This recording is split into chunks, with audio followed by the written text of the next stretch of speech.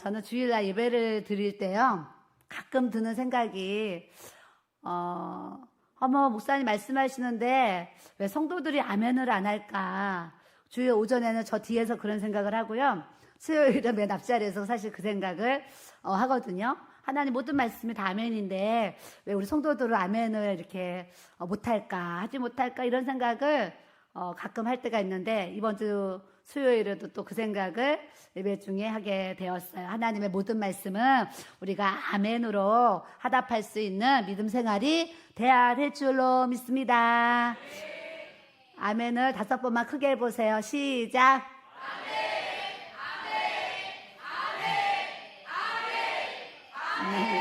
아멘. 주일날 오전에 이렇게만 아멘하면 우리 교회 배가 부흥 하나님이 주십니다.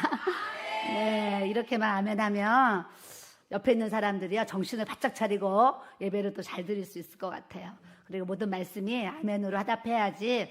설교를 하면서도요, 사실 성도들이 아멘 아멘, 집회를 갔을 때도요, 부흥회 갔는데 그 교회 성도들이 아멘 아멘을 잘하면 앞에서 말씀을 전하면서도 사실은 신이 나고 힘이 나고, 아, 성도들 내 얘기를 잘 듣고 있구나, 지금 내가 하는 얘기를 귀 기울이고 있구나, 이런 이제 생각을 하면서 또 은혜 받고 있구나, 이런 생각을 하면서 사실은 더 힘차게 설교를 하게 되거든요. 근데 우리 교회에서도 똑같아요. 성도들이 아멘을 잘하면 설교하는 사람이 더 신이 나서 힘차게 설교를 할 수가 있는데, 아멘을 해야 되는데 그냥 땅 보고 있고 그냥 딴 데 쳐다보고 있고 눈 감고 있고, 이 얘기하니까 예전에 어느 교회 가니까요, 장로님 한 분이 맨 앞에 앉으셨는데 제가 설교하러 올라갔더니 장로님이요 진짜로 팔짱을 탁 끼고요, 무슨 얘기 하나 보자, 아주 팔짱을 정말 탁 끼고 무슨 얘기 하나 보자, 이런 모습. 그도 맨 앞자리에, 아니 맨 뒤에 가서 있으면 얼마나 좋아요.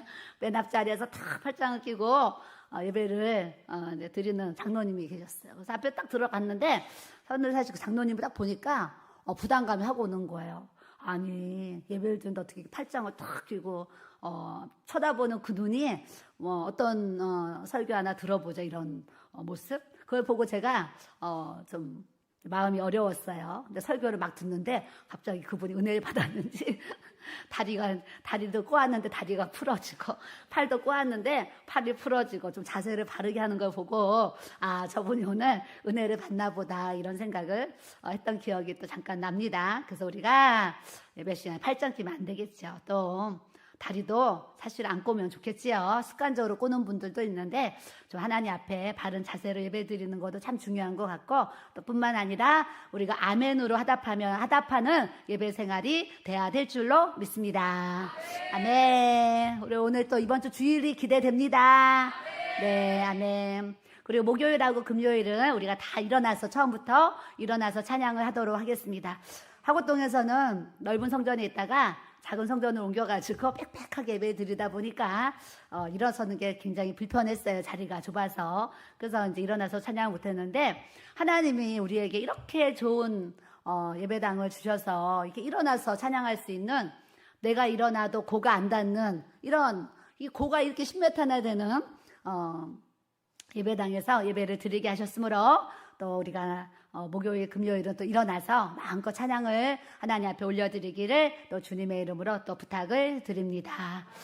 오늘 사도행전은 우리가 다 아시다시피 교회 행전이다, 또 성령의 행전이다, 이런 이제 표현을 이렇게 합니다. 그래서 마태, 마가, 누가, 요한, 이 사흘 복음서가 끝나고 고린도 전서부터 서신서가 나올 수도 있고, 뒤에 계시록이 먼저 나올 수도 있고, 이런 상황이겠지만, 복음서가 끝나자마자, 예수님의 사역을 마치자마자 이 성경의 사도행전을 집어넣은 이유는, 우리가 복음을 듣는 데만, 복음을 듣고 아는 데만 그치는 신앙생활이 아니라, 이제 복음을 들었으며 예수님의 십자가에 죽으신 부활하신 사건까지가 우리가 다 믿고 이제 알고 배우고 이제 우리가 경험을 했으면, 이제는 사도행이 뭐예요? 움직이라는 거야. 단일행. 그러니까 사도들이 이제는 여기저기 움직이고 다니면서 이 사도행전을 쓴 것처럼, 우리 믿음의 사람 하나님의 자녀들은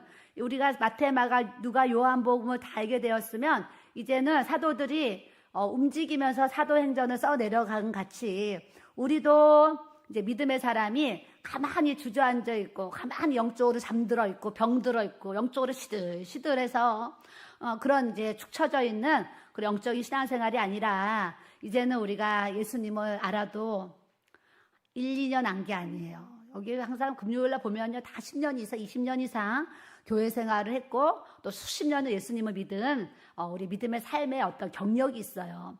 이런 이력서가 있는데 이제는 우리가 영적으로 교회 안에서 가만히 예배만 드리고 이런 삶이 아니라 우리가 이제 움직이는 이게 삶이 되어서 우리의 이 걸음걸음이 성령의 행전, 교회의 행전, 사도의 행전을 써내려 갈 수 있는 이 믿음 생활이 되기를 우리 주님이 우리에게 원하시는 줄 믿습니다. 그래서 우리 믿음의 사람은 항상 움직여야 돼요. 어떻게 움직여야 되냐면 예배 시간이 되면 예배를 드리려고 움직여야 돼요. 기도해야 될 시간이 되면 기도를 하기 위한 움직임이 있어야 돼요. 전도의 시간이 되면 또 전도하려고 우리가 움직임이 있어요. 뿐만 아니라 봉사와 어떤 섬김의 생활을 하게 되면 그 일을 하기 위해서 우리 몸이 이렇게 움직여야 돼요. 가만히 있으면 아무 역사도 일어날 수가 없어요. 근데 우리가 움직이며 움직일수록 움직이는 것만큼 영적인 운동력과 영적인 형체로서 영적인 열매와 결실을 얻을 수 있도록 하나님께서 은혜와 축복을 우리에게 또 부어주시는 줄 믿습니다. 요즘 목사님 생수의 강 TV를 이렇게 운영하고 계세요. 그래서 어제도 오늘도 기도하다가 올라가셔가지고 이제 화면을 놓고 이렇게 녹화를 하셔가지고 이렇게 올리고 계세요. 제가 상담을 하면 사모님 저는 유튜브 생수의 강 TV를 보고 목사님 말씀을 듣고 은혜 받아서 이렇게 상담을 받으러 왔습니다. 이런 얘기를 제가 여러 번 들었어요. 목사님이 유튜브를 올리시는 것도 또 우리 교회가 이렇게 유튜브에 어떤 사역을 이렇게 하는 것도 한 영혼이 우리 유튜브를 보고 말씀을 듣고 은혜 받아서 그 사람의 삶이 달라지고 생각이 달라져서 변화를 입으면 유튜브 그 하나가 한 영혼을 살린다고 하면 또 우리는 유튜브로서의 그 역할과 사명을 또 잘 감당하면 그 구독자가 몇 명이고 조회수가 몇 명일지라도 그 우리가 하나님을 위한 수고와 헌신을 우리 하나님이 기뻐하신다는 것을 우리가 아셔야 될 줄로 믿습니다. 우리가 전도를 나가는데 1년 동안 전도를 얼마나 많이 했습니까? 수만 장의 전도지를 만들고 전도용품을 얼마나 돈이 많이 들었겠습니까? 건빵과 이 무료지와 전도지를 많이 썼는데 우리가 수만 장의 전도지를 돌리고 물티슈와 또 건빵을 나눠드리고 이런 1년에 전도의 행전을 우리가 써내려 갔는데 수만 장의 전도지를 우리가 드리고 수많은 전도용품을 그분들에게 선물로 드렸는데 정말 그 받은 사람 중에 한 영혼이라도 우리의 전도지를 보고 교회에 나가야지, 내가 다시 주님께 돌아가야지, 내가 다시 예배 자리에 나가야지 하면서 하나님 앞에 나올 수 있었다고 하면 우리는 올 한 해도 전도의 성공자가 되게 하신 줄 믿습니다. 제가 저번에 얘기한 것처럼 우리 불교를 평생 다니는 70 넘으신 지금 분이 교회를 지금 4번 오셨어요. 그래서 이번 주 주일날 오셔서 이제 등록을 하신다고 하셨어요. 등록하시면 목사님이든 제가 그분과 미팅을 하고 만남을 통해서 복음을 이렇게 전하고 이제 영접기도 시키고 예수님 믿게 하고 천국 보내드려야지 이런 마음을 제가 이렇게 가져요. 근데 그분이 처음에 우리 교회 왔을 때 제 마음 가운데 저 혼자 이런 생각을 했어요. 와, 올해 평생 70평생을 절에 다니신 저분이 우리 교회에 등록을 하시고 등록한 것보다는 사실 더 중요한 게 뭐냐면 그분의 마음 가운데 예수님을 정말 나의 구주로 믿고 영접해서 구원받는 게 정말 중요하죠. 그래서 제가 이제 마음 가운데 주님, 올해 저분이 예수님을 믿고 정말 진심으로 예수님 영접해서 천국 갈 수 있는 하나님의 자녀가 된다고 하면 올 한 해 정말 우리가 하나님 앞에 성공적인 목회를 했다라고 그냥 저 혼자 하나님 저 영혼이 구원받을 수 있다면 올 한 해 하나님 이렇게 주에게 달려왔는데 하나님 앞에 성공한 목회라고 할 수 있겠습니다. 이런 생각을 그냥 저 혼자 생각을 했어요. 왜 제 마음에 한 영혼이 천하보다 귀하잖아요. 천하보다 귀한 그 한 영혼이 진실로 예수님을 믿고 우편 강도처럼 인생 끝자락에 예수님 믿고 구원을 얻을 수 있다라면 우리는 또 우리의 이 복음을 전하는 것이 또 사명을 주님이 또 기뻐하시지. 이런 생각을 저 혼자 해보게 되면서 그분을 처음 만났을 때 그런 생각을 했는데 어찌되었거나 이번 주에 와서 등록을 하신다 그래서 제가 또 이제 마음에 또 준비를 기도하면서 이렇게 이제 하게 돼요. 그래서 우리가 내가 기도를 해서 땅끝까지 복음이 전파될 수도 있고 또 전도 현장에 나가서 한 영혼이 하나님 앞에 돌아오는 일들도 있고 또 우리 이번에 쌍둥이 이제 고3을 졸업하는 쌍둥이 이렇게 우리 성도니 조카들이 할머니가 평생 절에 다니시는데 쌍둥이 조카들도 교회를 한 번도 나온 적이 없는데 이렇게 또 고모가 예수님을 믿고 주님을 만나고 방언을 받고 성령 체험을 하고 이런 은혜가 있으니까 수능을 위해서 기도하면서 우리 조카들의 영혼을 위해서 기도했단 말이죠. 그랬더니 조카들 중에 동생이 지난주에 와서 예배를 드렸는데요. 오후에 청년부의 활동까지 다 하고 또 월요일 날 또 즐거운 시간을 만나서 또 갖고 하면서 또 이번 주에 이제 교회로 오는데 이번 주에 또 언니도 같이 온다는 거예요. 그러니 제 마음이 기뻐요, 안 기뻐요? 우리 하나님께 영광 돌립니다. 네. 하여튼 예수님 믿지 않고 예수님 모르는 한 영혼이 우리 교회로 와서 정말 그 사람의 변화를 받고 그 사람이 거듭난 삶을 산다? 이거보다 기쁜 일은 없는 거예요. 많은 기쁜 일이 있지만 저는 또 그것보다 기쁜 일은 또 없는 것 같습니다. 그래서 우리가 올해도 이렇게 영혼 구원을 위해서 여기까지 달려온 것처럼 2024년도 한 해도 영혼 구원을 위해서 달려갈 수 있는 우리 교회가 또 돼야 될 줄로 믿습니다. 그래서 사도들의 행전을 이렇게 썼어요. 움직이라는 거예요. 움직여야 돼요. 움직여야 형체도 생기고 움직여야 움직인 것에 대한 좋은 열매들을 거둘 수가 있어요. 저도 이제 겟세마네 기도 철야를 지금 6개월째 우리가 이렇게 해나가고 있습니다. 6개월 동안 하면서 하나님 많은 은혜를 주셨어요. 기도는 역시 기적을 낳고 기도는 역시 하나님의 많은 은혜와 간증과 또 어떤 능력 역사를 계속 주시는 거예요. 기도를 통해서 좋은 분들을 많이 만났고 만남의 복을 주시고 기도를 통해서 또 은혜와 간증들도 많이 주셨고 기도를 통해서 우리 교회가 처음 2월 셋째 주에 여기서 처음 예배드린 봉헌 예배는 10월 달에 드렸지만 2월 달부터 시작한 우리 교회가 정말 하나님이 만남의 복을 주시고 우리 교회 많은 분들을 보내주셔서 주일날 더 많은 분들이 예배를 드릴 수 있도록 하나님께서 또 우리 교회를 또 은혜를 부어주신 줄 믿습니다. 외부에서 오신 분이 저한테 하시는 얘기가 사모님 와보니까 성전이 작아가지고요 금방 자리가 다 차서 내가 볼 때는 이제 조금 있으면 1부, 2부, 3부, 4부 예배를 드려야 될 것 같아요. 이 얘기를 이 집사님만 제가 들은 게 아니라 상담을 오르신 많은 분들이 저에게 사모님 곧 여기 마포 길교회에 1부, 2부, 3부, 4부 예배 드릴 것 같아요. 막 이런 얘기를 하신단 말이죠. 우리 교회 성도는 그런 기대를 하는지. 그래도 우리 교회 성도님 한 분이 저한테 사모님 우리 교회에 이제 그 번호표 들고 밖에서 줄 쭉 서 있을 것 같아요. 막 이런 얘기를 하는데 본인이 전도를 한 명도 못하는 것 같아서 저 아이러니하긴 하지만 어떻게 그렇게 또 오늘 지금 영상 예배를 드리고 있을 텐데 그 집사님이 또 그런 얘기를 해요. 근데요 말이라도 사모님 우리 교회는 부흥이 안 될 것 같아요. 이런 성도가 많은 것보다 사모님 우리 교회는 곧 번호표 들고 줄 서 있을 것 같아요. 이런 성도가 있으니 얼마나 감사해요. 그래서 우리가 기도하면 또 나가서 또 전도하면 하나님께서는 또 하나님의 방법으로 하나님의 전을 채우시고 많은 영혼들이 구원을 얻는 것을 보고 하나님도 기뻐하시고 우리도 함께 기뻐하면서 주님의 교회를 세워갈 수 있도록 우리 주님이 또 역사를 해주실 줄 믿습니다. 그래서 이 사도행전은 누가 썼냐면 누가가 썼어요.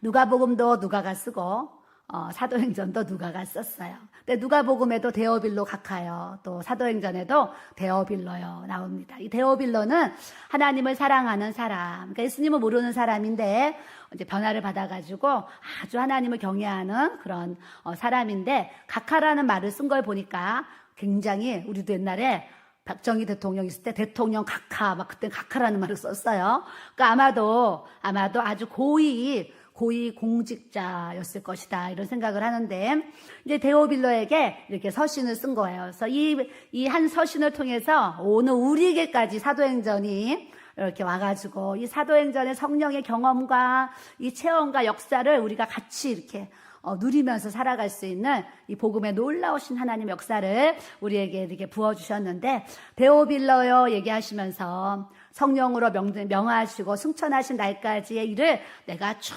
기록을 했습니다 하면서 바로 예수님이 고난을 받으시고 예수님이 다시 살아나셨고 예수님이 다시 부활하셔서 예수님이 다시 우리에게 성령을 주시려고 이렇게 승천하신 얘기가 1절부터 쭉 그 이야기가 나오는 거예요. 그러면서 1장 7절에 때와 시기는 아버지께서 자기의 권한에 두셨으니 너희가 알 바는 아니고 오직 성령이 너희에게 임하시면 너희가 권능을 받고 예루살렘과 온 유대와 사마리아와 땅끝까지 이르러 따라하겠습니다. 내 증인이 되리라. 이 증인의 뜻은 뭐가 있냐면 순교라는 뜻이 있어요. 순교자 이런 뜻이 있어요. 그러니까 우리가요, 주님 저는 그리스도의 증인 되기 원합니다 그러는데 이 증인이요, 주님 저는 순교하겠습니다 이런 고백하는 거예요. 그 정도의 말씀을 주시는 거예요. 오직 성령이 너희에게 임하시며 권능을 받고 이 예루살렘 온 유대 사마리아 땅끝까지 이르러 내 증인이 되리라. 그러니까 순교자의 삶을 살아라.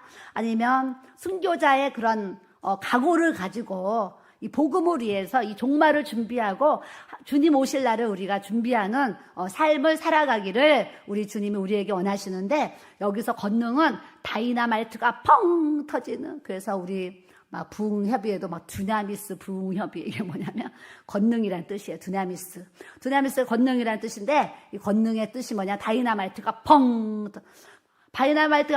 터진 뭐예요? 싹 그냥 이 형체들이 없어지죠. 형체가 없어질 정도로 이 폭발적인 이 권능, 능력이 우리에게 부어지면 우리가 땅끝까지 복음 전할 수 있는 이 증인의 삶을 산다고 우리 주님이 말씀하시는데, 어제도 우리 와서 설교했던 그 시리아 선교사님께서 카톡이 왔습니다. 전화가 왔는데 제가 못 받았어요. 그때 카톡이 와가지고 출국하려고 비행기 타기 전에 사모님 기도받고 싶어서 전화드렸는데 통화를 못했습니다 하면서 이제 티르키예 그 지역으로, 나라로 이렇게 또 가셨어요. 근데 그 선교사님 보니까요, 선교사님도 이제 이 뇌경색, 뇌출혈이 와가지고요 아주 어려움이 있었잖아요. 그래서 이제 하나님 회복을 시켜주셔서 몸이 건강해지셨어요. 근데 의학적으로는 다 죽어 있는데 자기 몸은 건강한 그런 간증들을 하셨어요.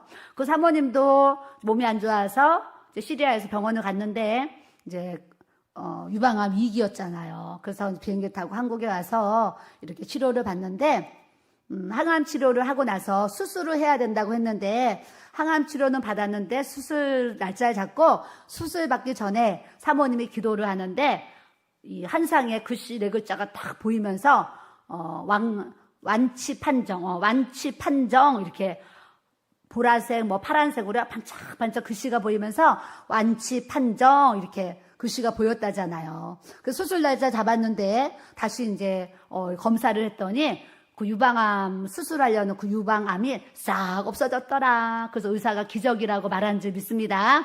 그래서 사모님이 또 항암 치료 받으면서, 남편은 외국에 계시고 본인은 이제 그 선교 센터에서 이렇게 이제 그 치료를 받으시는데, 얼마나 그 치료 받는데요, 평생을 주님 앞에 헌신하고 이렇게 달려왔는데 암으로 이렇게 치료 받을 때 그 마음이 어떻겠나 막 이렇게 느껴지잖아요. 그 사모님 참 힘드셨을 것 같습니다. 이런 생각했어요. 다 남의 일이라고 생각했는데 어느 날 내 일이 된다는 고백을, 사실은 그 사모님도 저에게 이런 일이 하면서 이제 그런 고백을 이렇게 제 앞에서 하셨어요. 우리도 오늘 이렇게 건강한데 또 살다 보면 우리가 어떤 문제, 또 어떤 현실에서 어려움이 있을지 모르지만 그럴지라도 우리가 믿음으로 모든 것을 잘 이기고 극복하면서 주님만 바라보고 믿음 생활 달려가야 될 줄로 믿습니다. 그래서 예수님이 우리에게 너희가 성령의 권능을 받으면 땅끝까지 복음을 전하는 그리스도의 증인이 되어라, 우리에게 말씀을 하셨어요. 그래서 우리는 기도할 때마다 우리 교회를 위해서도 기도해야 되지만 대한민국에 죽어가는 영혼들을 위해서 기도하고 또 한국교회와 목사 목회자들을 위해서 기도하고 또 복음 전하는 분들을 위해서 기도하고 뿐만 아니라 북한 땅과 모든 열방을 마음에 품고 이 지구상의 80억의 인구가 하나님 예수님 믿고 죽게 돌아오도록 하나님 역사하여 주시고 저 이슬람의 권이 무너지고 그 안에서 구원받는 자들이 일어날 수 있도록 하나님 역사해 주시고 저 이스라엘 전쟁들이 또 하나님 또 멈춰지게 하셔서 죽어가는 영혼들이 죽게 돌아오도록 하나님 또 역사해 달라고 우리는 끊임없이 주님의 또 때를 바라보면서 기도와 도고와 감사함으로 주님 앞에 달려가야 될 줄로 믿습니다.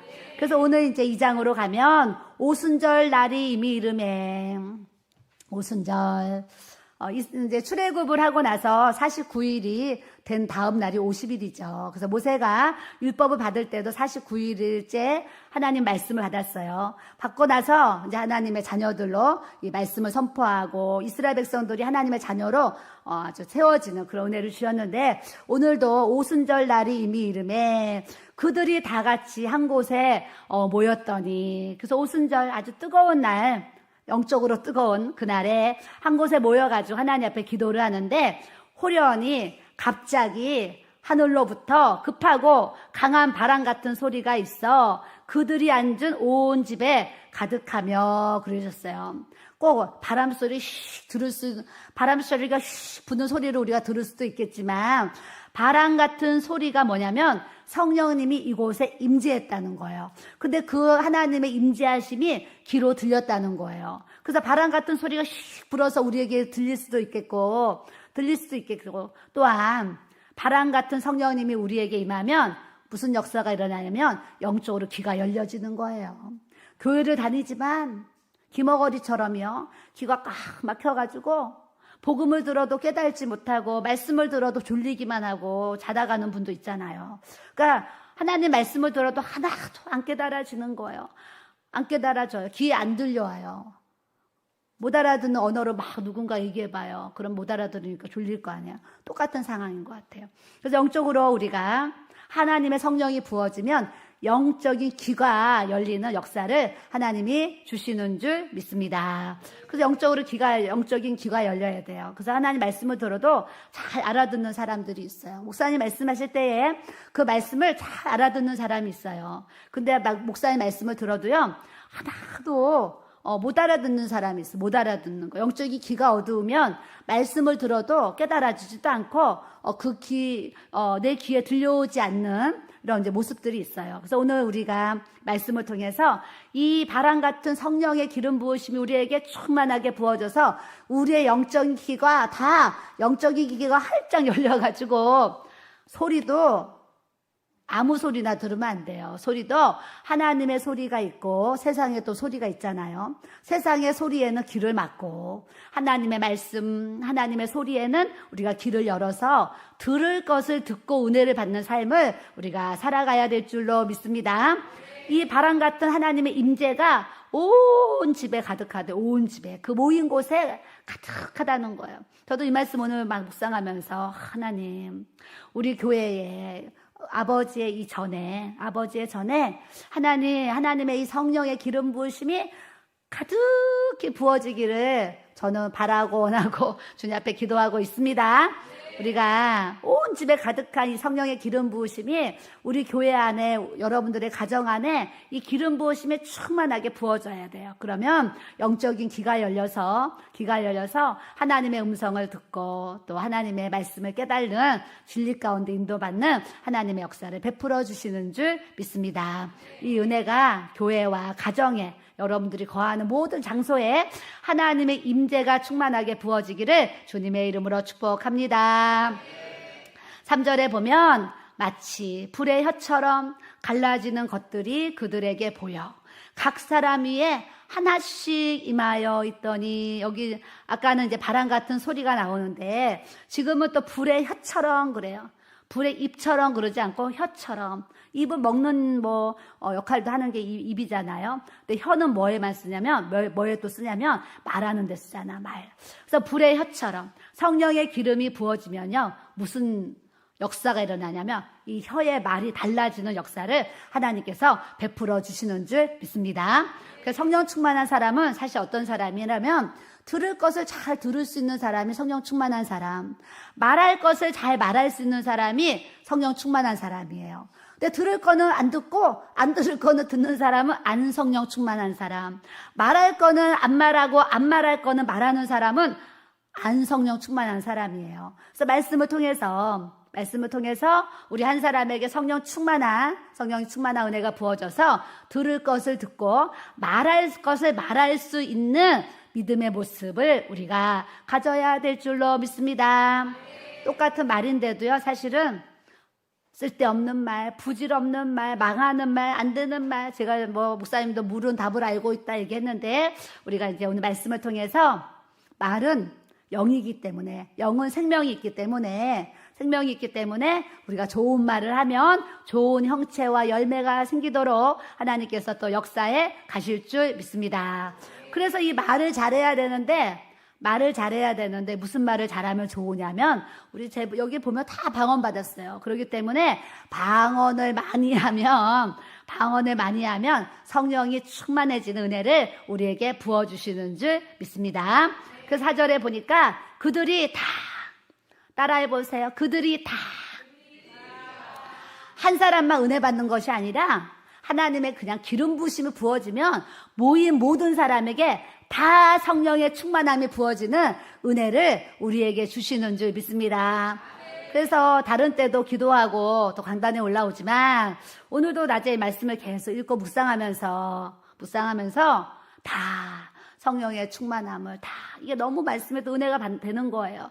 하나님, 오늘 또 예배 가운데 다 성령의 충만함을 받게 해주세요. 그래서 제가 말씀 제목도 성령 충만한 사람, 나만 충만한 게 아니라 한 사람만 충만한 게 아니라 5사람만 충만한 게 아니라 오늘 금요 예배를 참석하는 모든 이들이 다 성령의 충만함을 받기를 주님 앞에 또 기도합니다. 성령의 충만함을 받으면 사실은 내 삶이 달라져요. 어떻게 달라지는지 아세요? 뒤에 이렇게 읽다 보면요, 이런 말씀이 있어요. 자, 2장 24절에 하나님께서 그를 사망의 고통에서 풀어 살리셨으니 이는 그가 사망에 매여 있을 수 없었습니다. 예수님이 십자가에 죽으셨는데 죽은 걸로 끝나면 어떻게 해요? 큰일 나죠. 하나님께서 그를 사망의 고통에서 풀어 살리셨어요. 예수님을 다시 3일 만에 살리셨고 그가 사망에 매여 있을 수 없었습니다. 그런데요, 다윗이 어떤 분이냐면 다윗 25절에 다윗이 그를 가리켜 이르되 내가 항상 내 앞에 계신 주를 배웠으며, 따라해 봅시다. 내가 항상 내 앞에 계신 주를 배웠으며 나로 요동하지 않게 하기 위하여 그가 내 우편에 계시도다. 네, 사도행전 1장 25절 띄워주세요. 네, 내가 항상 내 앞에 계신 주를 배웠으며, 다윗이 어떤 삶을 살았냐면 항상 다윗 앞에 예수님이 계신 것처럼 항상 내 앞에 계신 주를 배웠으며, 앞에 예수님이 서 계신 것처럼 주님을 모시고 이 사는 삶을 살았다는 거예요. 어제 어떤 권사님이 기도를 받으러 오셨어요. 아들을 위해서 기도를 해달라고 그러셨어요. 그래서 제가 아들을 위해서 기도를 했는데요, 이 아들이 어린 아이와 같이 아주 작은 어린 아이, 한 1, 2학년, 초등학교 1, 2학년 그런 아주 작은 어린 아이로 그 아들이 보여져요. 근데 예수님이 앞에 서 계시는데 그 예수님이 얼마나 큰지 엄청나게 큰 예수님의 모습으로 서 있어요. 근데 하나님이 원하시는 게 뭔지 아세요? 그 아들이 몸은 마흔이지만 그 아들이 하나님 앞에 정말 어린아이와 같이 그렇게 작은, 하나님, 나는 하나님 앞에 정말 작은 자입니다. 어린아이와 같이 이렇게 부족하고 연약한 자입니다. 이렇게 하나님 앞에 그런 겸손함을 갖기 원하시더라고요. 근데 그 아들 앞에 예수님이 서 계시는데 얼마나 큰지, 근데 그 아들이 예수님은 나보다 얼마나 크신지 그걸 알기 원하시는 거예요. 여러분들도 똑같아요. 우리가 하나님 앞에 하나님이 얼마나 위대한 분이신지, 예수님이 내 앞에 서 계실 때 예수님 앞에 나는 얼마나 작은 자인지 우리가 알면 하나님 앞에 교만을 사실은 떨 수가 없는 거예요. 왜요? 하나님은 크시고 나는 작고, 예수님은 크시고 나는 작은데, 무슨 주님 앞에 우리가 교만은 잘생겼다고, 잘났다고, 많이 배웠다고, 똑똑하다고 내밀 게 하나도 없어요. 영적으로. 그래서 우리는 다윗과 같이 내가 항상 내 앞에 계신 주를 배웠으며, 내가 예수님이 내 앞에 계시는데요, 내 맘대로 어떻게 살아요? 내 감정, 기분, 내가 기분 나쁘다 그래서 막 다 기분 나쁘고 내가 내 감정 기분대로 하면 안 돼요. 근데 다윗이 예수님이 앞에 계신 것처럼 사니까 다윗의 삶이 어땠냐면, 나로 요동하지 않게 하기 위하여 그가 내 우편에 계시도다. 예수님이 앞에 계신 것처럼, 예수님이 내 우편에 계신 것처럼 살면 사실은 우리 마음에 요동함이 없어요. 마음을 다스릴 수 있는 믿음의 권세가 세워져요. 그런데 우리 안에 예수님이 떠나 있고 내 앞에 예수님이 없고 내 옆에 예수님이 안 계시니까 내 마음대로 말하고 내 마음대로 움직이고 내 생각대로 막 죽을 행동하는 이렇게 모습을 갖고 우리가 산단 말이죠. 그래서 많은 불쌍한 사람들이 있는데요. 많은 불쌍하잖아요. 이 사람은 이래서 불쌍하고 저 사람은 저래서 불쌍하고. 근데 정말 불쌍한 사람은 예수님이 없는 것처럼 사는 사람이 정말 불쌍한 것 같다라는 생각을 제가 하게 됩니다. 우리는 예수님이 없는 불쌍한 영혼 되는 것이 아니라 항상 예수님이 내 안에 계시고 내 앞에 계시고 내 좌우에 계셔서 항상 나를 안위하시고 인도해 주시고 이 보호하시는 이 예수님의 크신 은혜와 사랑이 우리에게 부어져야 될 줄로 믿습니다. 그래서 우리 안에 예수님으로 채워지잖아요. 어떻게 살 수 있는지 답을 딱 주셨어요. 26절 띄워주세요. 그러므로 내 마음이 기뻐하였고 내 혀가 즐거워하였고 육체도 희망에 거하리니, 이런 말씀을 주세요. 예수님이 내 안에 계시고 내 앞에 계시고 내 우편에 계시면 우리 마음이 예수님 옆에 계시는데 기쁠까요? 슬플까요? 그럼요. 이렇게 앞에 계신 분처럼 대답을 잘해야 돼, 예쁘게. 예. 아주 표정은 그냥 얼마나 예쁘게 표정을. 기뻐요. 예수님이 내 안에 계시고 내 앞에 내 옆에 계시는데 기쁘잖아요. 내 마음이 기쁜 거예요. 근데 여러분들이 그러면 지금 왜 안 기쁘겠어요? 안 기쁜 이유는 예수님이 안 계시는 거예요. 예수님이 앞에 안 계시는 거예요. 그러니까 우리가 이 기쁨을 잃어버리고 그냥 화내고 분내고 짜증내고 성내고 내 맘대로 사는 거예요. 예수님이 앞에 계시면 내 마음이 기뻐서 항상 웃는 얼굴로 기쁨의 모습으로 우리가 살아가게 하실 줄 믿습니다. 두 번째는요, 내 혀가 즐거워하였으며. 그래요. 혀가 즐겁대. 혀가 즐거워요. 뭐예요? 찬양이 나오는 거예요. 찬양. 우리 어릴 때도요, 마음 즐거워봐요. 애들도요, 어린애도 즐거우면 그 입에서 뭐가 나와요? 노래 나오죠. 노래 나오는데 애들 마음이 안 즐거워봐요. 그 입술에서 노래 안 나와요. 뭔가 즐거우니까 애들이 막 노래를 하는 거예요. 그와 같이 우리도 마음이 기쁘고 주님을 모시는 삶을 살면 내 입술에 찬양이 흘러나오는 이 경배가 주님 앞에 올려지도록 주님이 역사해 주시는 줄 믿습니다. 저는 예배 시간마다 찬양을 부르면 너무 좋아요. 불러도 더 부르고 싶은 이 찬양의 은혜가 있어요. 저는 자신은 음치지만 찬양이 너무 좋아요. 그 30분을 불러도 항상 아쉬워요. 더 부르고 싶은 이 마음에 그런 은혜가 있어요. 내 혀가 얼마나 하나님의 영광을 위해서 찬양하는 거 너무 좋아요. 그래서 우리가 이런 즐거운 찬양, 감사의 찬양이 돼야 될 줄로 믿습니다. 육체도 희망에 거하리니 내 몸도 희망, 소망이 있는 거예요. 즐거움. 그래, 앞으로 하나님이 나는 지금 부족하지만 앞으로 하나님이 잘 되게 하실 거야. 나를 또 인도해 주실 거야. 또 나를 축복해 주실 거야. 삶의 희망과 소망을 가지고 살아가는 여러분들이 되기를 주님의 이름으로 축복합니다. 마지막 네 번째는 이는 내 영혼을 음부에 버리지 아니하시고 주의 거룩한 자로 썩음을 당하지 않게 하실 것이미로다. 육체는 다 한 줌의 흙으로 한 줌의 흙으로 가는데 이제 상담을 해보니까요. 오신 분들이 어머니가 96세예요, 98세예요, 막 이렇게 이제 막 얘기를 하세요. 그러니까 그분들은 좀 특별한 장수에 또 이제 보고 주셔서 또 이렇게 장수하는 분들이 계세요. 이제 우리가 60에 갈지 70에 갈지 우리는 그 연수를 알지 못하지만 성경적인 기준은 강건해도 70이요 80이요 했어요. 그러니까 80 이후의 삶은 아무래도 연약한 삶인데 그냥 살 것 같아요.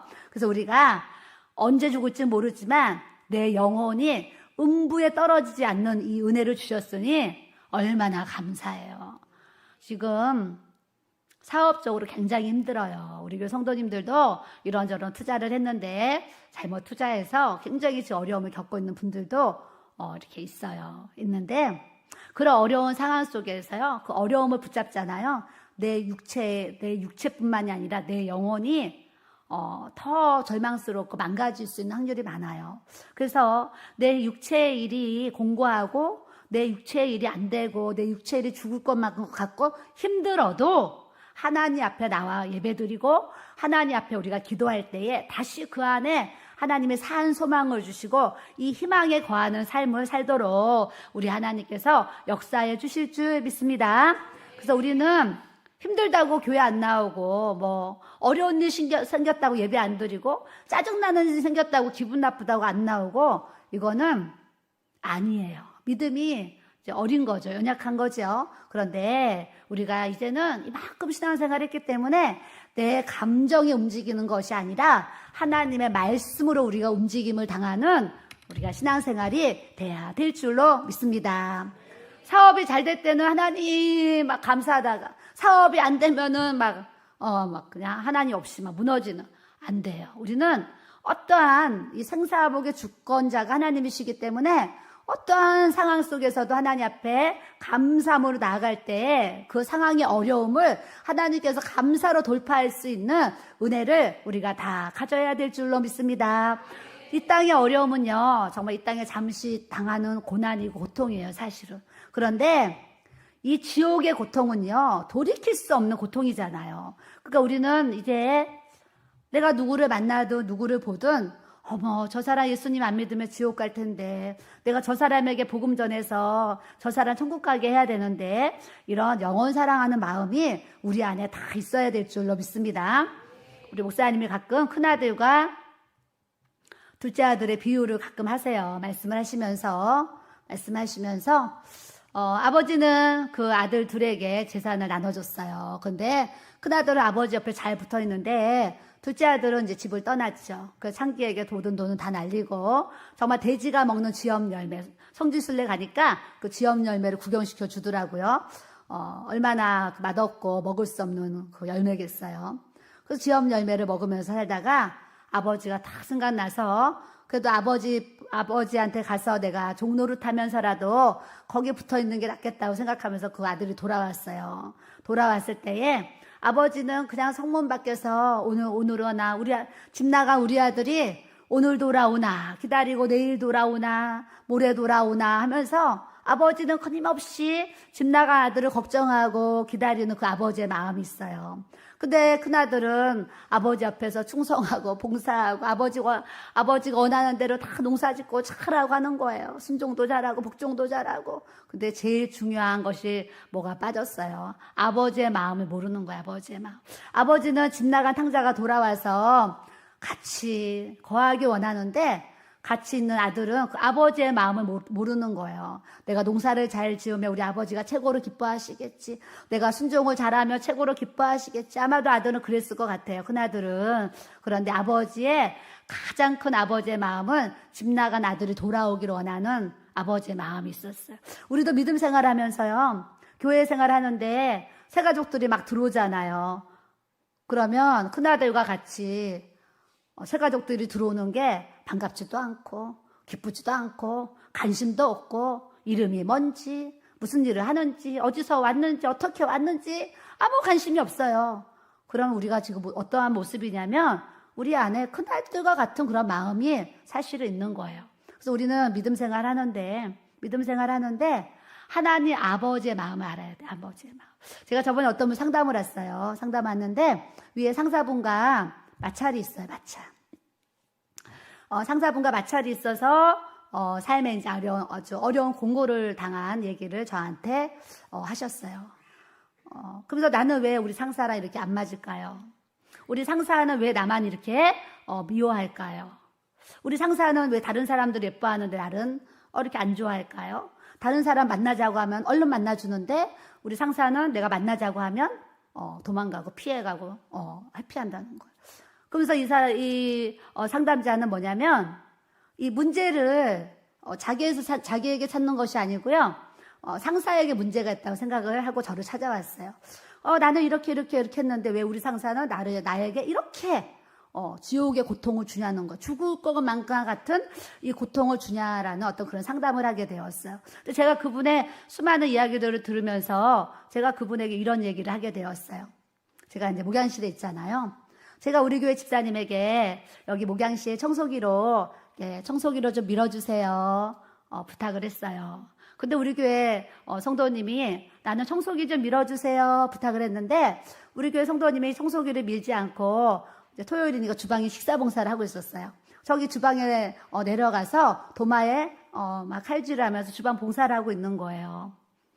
그래서 본인은 주방 봉사 얼마나 좋은 일이에요. 주방 봉사에 막 하고 있어요. 그런데 청소기를 밀어달라는 나의 부탁은 안 들어주고 그분이 다른 일을 하고 있으면 제 마음이 어떻겠어요? 제 마음에 불편함이 있을 거예요. 그래서 몇 번 부탁을 했는데 안 들어주면 저 사람은 안 해주는 사람하고 다시는 부탁을 안 할 것 같아요. 제가 성도님과 지금 대화를 하면서 깨달은 것이 이런 마음이 들었어요. 성도님은 상사를 위해서 나는 이 일도 하고 이 일도 하고 이 일도 하고 이렇게 내가 지금 이렇게 잘했는데 왜 이분은 나에게 그런 대우를 해주지 않을까요? 이런 얘기를 하셨는데 저에게 주신 감동은 이런 감동이 왔습니다. 그러면서 대화를 하게 되었어요. 그랬더니 그 성도님이 무슨 얘기를 하셨냐. 맞아요, 사모님.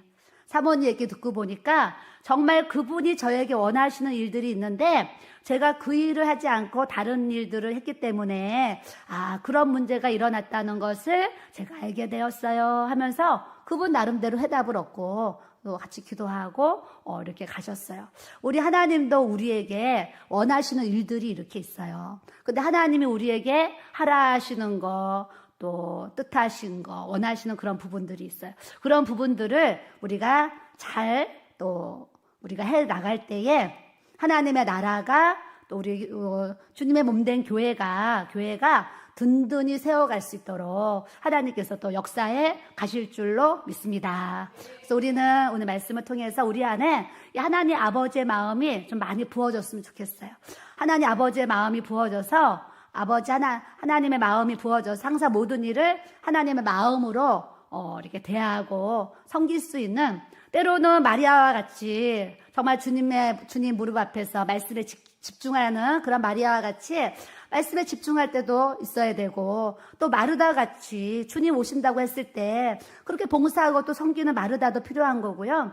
우리는 모든 삶에 마르다 같이 우리의 삶에는요, 예배 시간이 되면 예배에 또 모든 봉사에, 오늘도 아까 앞에 이제 주차장에 다 이렇게 불을 켜놨나 제가 내려오면서 또 이렇게 확인을 하죠. 그때 우리 집사님이 얼마나 추워요. 또 이렇게 주차 담당이라서 우리 집사님이 또 이것저것 또 관리를 하는 그런 모습을 보면서 제가 내려왔어요. 그러면서 제 마음 가운데 여름에는 저 주차 안 내도 여름에는 더워서 힘들고 겨울에는 또 추워서 참 힘든 일인데 그렇게 봉사하는 집사님이 계셔서 얼마나 감사한 일인가 생각하면서 사실은 엘리베이터 타고 이렇게 내려왔어요. 주일날 일찍 와서 따뜻한 온풍기 밑에서 찬양을 30분 드리는 분도 있고, 또 여름에 에어컨에서 찬양을 30분 드리는 분도 있지만, 또 밖에서요 땀을 흘리면서 주차 안내를 하는 분도 있고, 안내위원 해주는 분도 있고, 겨울에는 또 추위에 또 그런 걸 해주는 분들이 있어요. 교회는 누군가가 그 자리에서 그 일을 맡아줘야 다른 사람이 또 편안하게 예배드릴 수 있는 은혜를 이렇게 하나님이 이렇게 주시기 때문에 우리가 모든 일을 행할 때에 아버지의 마음을 가지고 해나갈 수 있는 저와 또 우리 성도들이 돼야 될 줄로 믿습니다. 그래서 오늘 그들이 다 성령의 충만함을 받고 성령 충만한 사람이 다 되기 원하는데, 성령 충만함이 이제 되어져서 예수님을 내 안에 모시고 예수님을 앞에 모시고 옆에 모시고 주님과 동행하는 삶을 살다가 우리가 주님 앞에 또 서야 될 줄로 믿습니다. 우리 하나님은요 우리에게 이 성령의 기름을 부으셔가지고 13절에 보면 새술에 취하였다 막 그래요. 술에 취한 것처럼. 술에 취해 보세요. 술에 취하면 정신이 없잖아요. 사람들이 비틀거리고 여기가 집인지 뭐 주차장인지 몰라요. 그와 같이 성령에 충만하면 나타나는 현상이 뭐냐면 새술에 취한 것처럼 세상과 나는 간고도 없고 구속한 주만 보이는 이 성령에 충만한 삶을 살아갈 수 있도록 우리 주님이 역사해 주시는 줄 믿습니다. 그래서 앞으로 우리 교회는 여러 가지 할 일들이 있어요. 할 일들이 있는데 42절에 보면 그들이 사도의 가르침을 받아서 서로 교제하고 떡을 떼고, 오늘도 누가 저한테 떡을 사다 줬어요. 떡 먹으라고. 떡을 떼고 오로지 기도하기를 힘쓰니라 그랬어요. 사도, 지금으로 말하면 목사님, 교회 목사님을 통해서 말씀으로 우리가 잘 가르침을 받아요. 가르침을 받고 또 서로 그 안에서 우리가 성도의 교제를 잘 또 해나가야 돼요. 우리 교회 성도님들은 목요일날 저녁 8시에 성경 공부가 있고 주일날 2시부터 3시까지 낮 시간에 그 짬에 성경 공부를 우리 목사님이 이렇게 하고 계세요. 하고 계시는데 처음 오신 분들이요. 저한테 많은 분들이 사모님 저는 이런 말씀 어디 가서 들어본 적이 없어요. 목사님 말씀 너무 은혜로워서 이 얘기를 제가 정말 많이 들었어요. 지금까지 많이 들었는데 최근에 오신 성도님도 한번 딱 참석을 했는데요. 이분은 유튜브 제설교를 듣고 우리 교회에 오신 분이에요. 유튜브 제설교 은혜 받고 우리 교회 와서 등록하셨어요. 등록을 했는데 이분이 목사님 설교를 한 번도 안 듣고 그냥 오셨어요.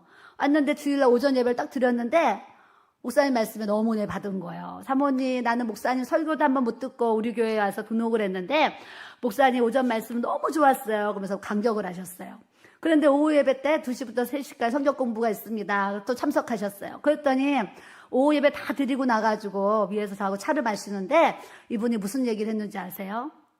사모님 2시부터 3시까지 한 성경 공부를 들으면서 무슨 마음이 들었냐면 하나님이 나 여기 목사님에게 이런 말씀의 교육을 받게 하시려고 나를 여기 길교회를 보내셨구나.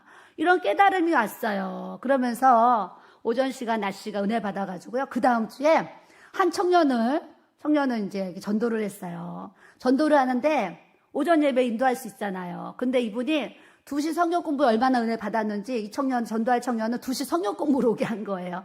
2시 성경 공부의 은혜를 받아야지 우리 교회를 이제 온다고 생각한 거죠. 2시 성경 공부를 불러서 같이 하고 오후 예배 또 드리고 저랑 저녁 주일날 지난주에 저녁 7시까지 목양실에서 셋이서 은혜를 나눴어요. 나눴는데요. 참 이 말이라는 게요. 영적으로 통화한 사람은요. 오후 예배 한 4시에 끝났잖아요. 저녁 7시 3시간을 대화한 거예요. 근데 영이 통하니까요. 이 3시간이 30분 간 것처럼 얼마나 즐거운 시간인지 몰라요. 더 이야기를 해도 끝이 없는 그런 은혜를 주시는 거예요. 그래서 제가 이 얘기를 왜 이렇게 길게 하겠어요? 다 성경 공부 참석해야 된다 이 얘기를 하는 거 성경 공부. 그래서 목요일과 주일 오후 2시에 성경 공부 안 하신 분들은 성경 공부 참석하셔야 돼요. 하셔서 말씀을 먹고 말씀을 채우셔야 돼요. 채우면 가르침을 받아야 돼요. 가르침을 받아야 우리 삶에 변화가 일어나는 은혜를 하나님이 주시는 줄 믿습니다. 아멘. 성경 공부 안 할 사람 손 들어봐요. 다 해야 돼요. 다 하셔서 가르침을 받고 예배는 또 예배를 통한 기름 부으심이 있고요. 성경 공부는 성경 공부를 통한 또 기름 부으심이 있어요. 그래서 우리 청년들은 하여튼 시간 되면 목요일이든 주일이든 참석해서 또 이렇게 은혜를 받아보세요. 그러면 여러분들이 지금 아는 이 말씀보다 더 깊은 심오한 은혜를 하나님이 또 주실 줄 믿습니다. 그래서 가르침을 받아야 돼요. 가르침을 잘 받아야 되고 또한 서로 교제하고 그랬어요. 성도의 교제는 너무 중요해요. 교회로 왔는데 교제가 없으면 재미가 없어요. 그렇기 때문에 뭐가 있어요? 식사 시간이 있고 셀 모임 시간이 있는 거예요.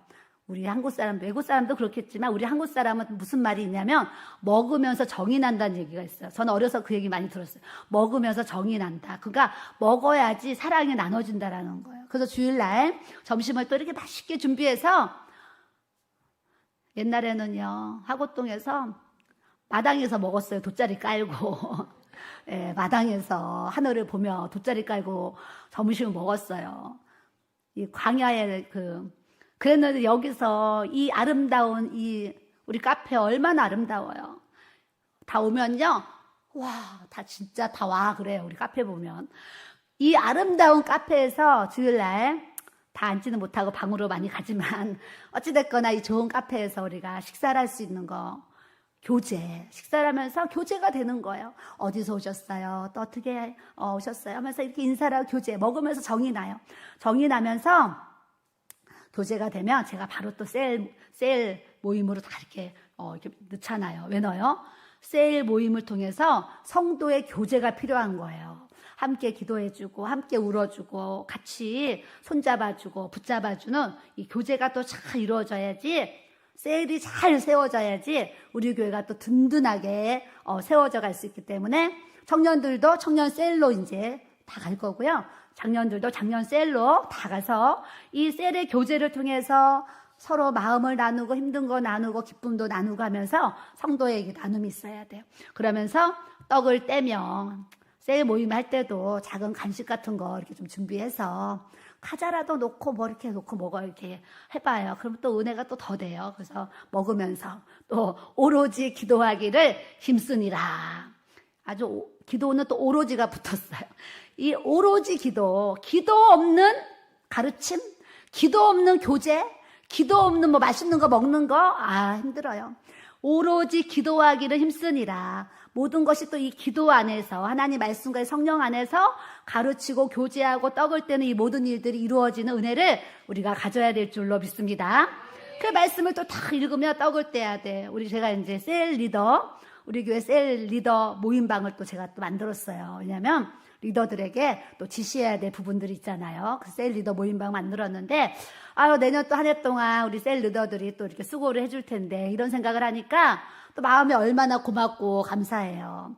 그래서 또, 이렇게 또 셀 리더를 수고하는데 맛있는 걸 또, 사야 되겠다 해가지고, 내일 또 신설동의 보쌈집으로 우리 셀 리더들이 또, 맛있는 걸 또 먹으러 이렇게 이제 가기로 또 이렇게 이제 했습니다. 그래서 때로는 같이 먹고 같이 마시면서 오로지 기도하기를. 우리 겟셋만의 기도, 우리 성도들 너무 감사해요. 저녁 8시만 되면 하여튼 그냥 밥 먹고 다 이렇게 오셔가지고, 8시, 9시가 되면 어디선가 다 오셔서 11시, 12시까지 함께 기도할 수 있는 우리 성도들이 있는 거, 우리 교회가 진짜 좋은 교회라는 것을 우리가 아셔야 될 줄로 믿습니다.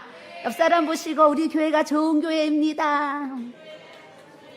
네, 우리 교회가 정말 좋은 교회입니다. 왜요? 많은 교회들이요, 기도가 없어요. 지금 기도를 쉬고 있고 기도를 멈추고 있어요. 그 기도가 없거든요. 기도가 없는 교회는 성령님 역사하실 수가 없어요.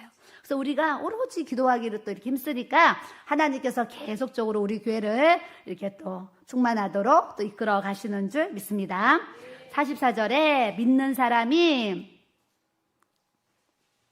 43절에요. 이런 말씀이 있어요. 사람마다 두려워하는데 사도들로 말미암아 기사와 표적이 많이 나타나니. 기사와 표적이 나타나니까 무슨 역사가 있냐면 사람들이 두려운 마음이 생겨요. 와, 하나님 살아계시나 봐. 와, 예수님 살아계시나 봐. 와, 성령님이 계시나 봐 하면서 사람마다 두려운 마음이 생기는 거예요. 그러면서 하나님이 계시다는 이 두려움이 있어야 돼요. 사도들로 말미암아 기사와 표적이 많이 나타나니, 막 기사와 역사가 막 일어나는 거예요. 그러면서 일어나는 현상이 믿는 사람이 다 함께 있어 모든 물건을 서로 통용하고, 우리 성도들도 가끔 보면 막 나눠 입어요. 나눠 입는데 또 나누기도 하고 그래요. 또 어려운 사람 보면 도와주기도 하고, 제가 그런 모습 보면 참 아름다워요. 아름답고, 이번에도 또 이렇게 우리 필리핀 선교 옷을 이렇게 모았는데, 예전에 하고동에서 모을 때는 정말 막 버려야 될 옷까지 다 가져와가지고 그랬었어요. 근데 이번에는 아주 깨끗하고 정말 좋은 옷들을 많이 이렇게 가져오셨어요. 그래서 75kg 세 박스를 눌러 해가지고 채웠던 75kg 되는 거예요. 그래서 70kg인가 돼가지고 세 박스가 만들어졌어요. 만들어져서 이제 지금 이제 배편에 이렇게 지금 이제 보냈어요.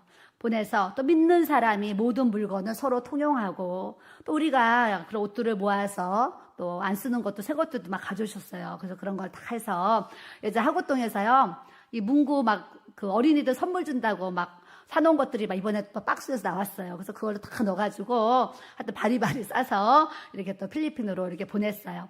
보냈는데 앞으로도 또 우리가 이제 좋은 옷들이 있으면 버리지 마시고 이렇게 또 보관하셨다가 또 어느 날 예전에 몽골에서 보내달라고 그래서 트럭으로 그때 트럭으로 보내서 얼마나 많은 물품을 보냈는지 몰라요. 인도도 그렇고. 그래서 때에 따라서 선교사님들이 또 필요하다고 연락이 오면 우리가 또 이렇게 도와야 되니까 여러분들 좋은 것들 버리지 마시고 이렇게 모아놨다가 또 가져오시면 참 좋을 것 같아요. 그리고 45절에 재산과 소유를 팔아서 각 사람의 필요를 따라 나눠주며 이 시대에도 가난한 사람들이 얼마나 많이 또 있었겠습니까? 그래서 있는 사람들이 필요를 따라서 어려운 사람, 불쌍한 사람들을 도와주고 섬기는 일들을 이 시대에도 이렇게 또 하게 했어요. 또 날마다 마음을 같이하여 성전에 모이기를 힘쓰고 우리는 항상 성전에 모여야 되는데 너무 감사하죠. 겟세마네라서 매일 저녁에 모일 수가 있고 또 수, 목, 금, 수일 예배가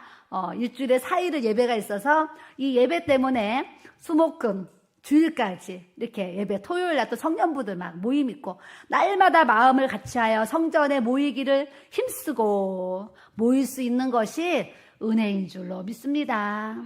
오늘 어떤 분 낮에 오셨어요. 그래서 기도를 원하셔서 제가 내려왔는데 이렇게 폐가 굳어가는 병명이 있는데 병명은 제가 이름이 모르겠고 폐가 굳어가는 병에 걸리셨어요.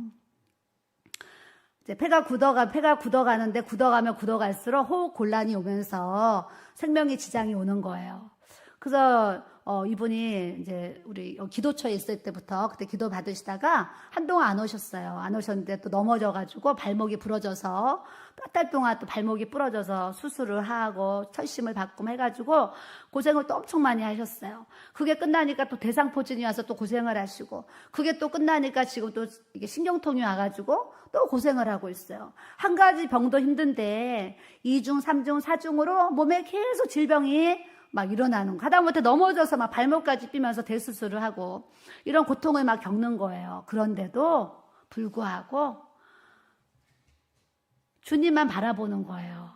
그러면서 발목이 이제 그저께 붙었대요. 그러니까 또 택시를 타고 이렇게 낮 시간에 와서 기도를 하시는데 전화 가서 내려왔더니 막 눈물을 흘리면서 울면서 기도를 하시더라고요. 우리가요. 이렇게 교회에 나올 수 있는 건강 주셔서 예배의 자리에 있다는 것이 얼마나 큰 은혜라는 것을 우리가 다 아셔야 될 줄로 믿습니다.